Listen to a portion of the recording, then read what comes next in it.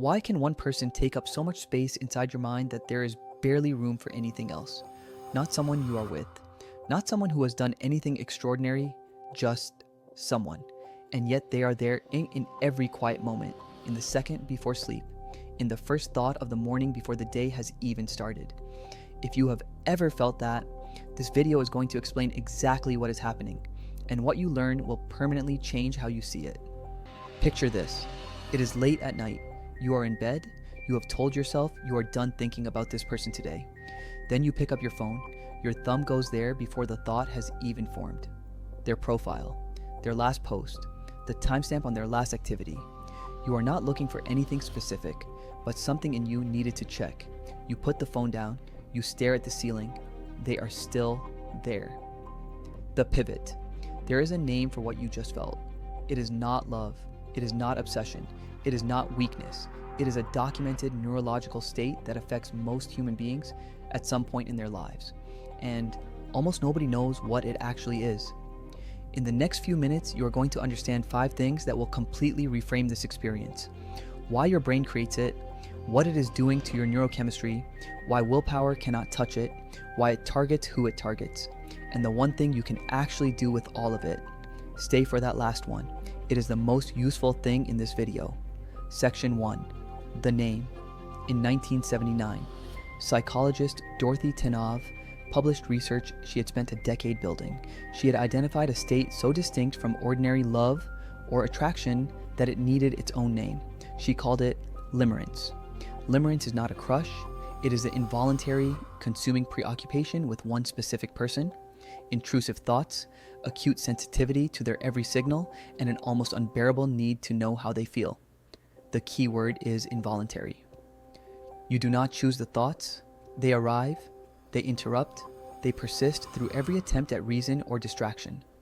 Tenov found that in acute cases, people reported thinking about their limerent object, her term for the person occupying the mind, for up to 85% of their waking hours. Not occasionally.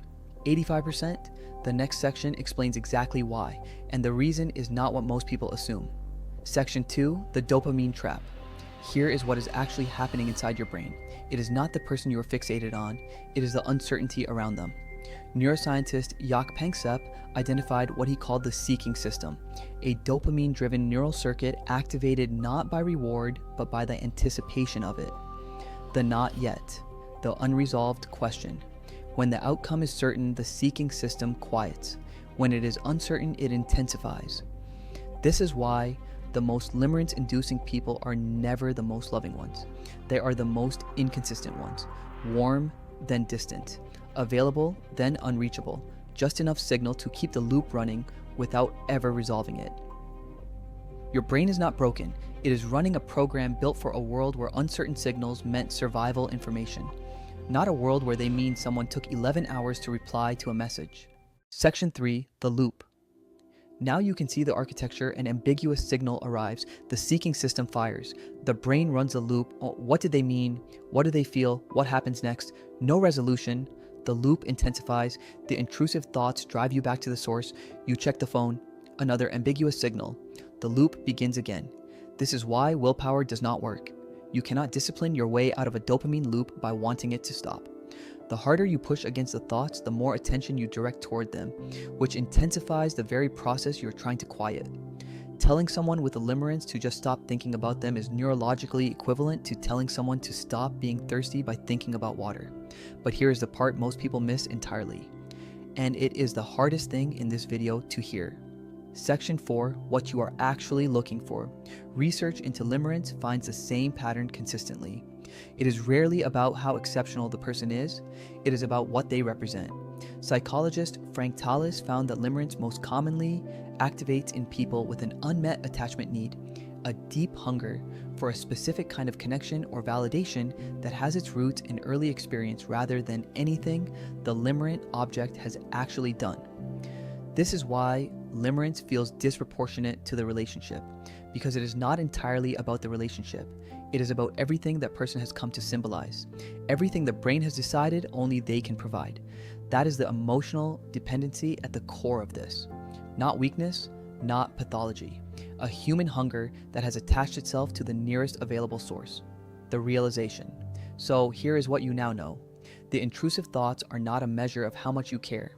They are a dopamine-seeking loop running on unresolved uncertainty. The intensity is not evidence of a unique connection. It is evidence of ambiguity. And the person your brain has fixated on may or may not be everything the feeling says they are, but the feeling itself is carrying real information, not instructions to pursue, information about an unmet need that deserves a more reliable source than someone who may not even know the role they are playing. The thoughts will not stop because you want them to. They will shift when you redirect the question. Not, what do they feel about me? But what is it that I actually need? If this made you think, subscribe for more.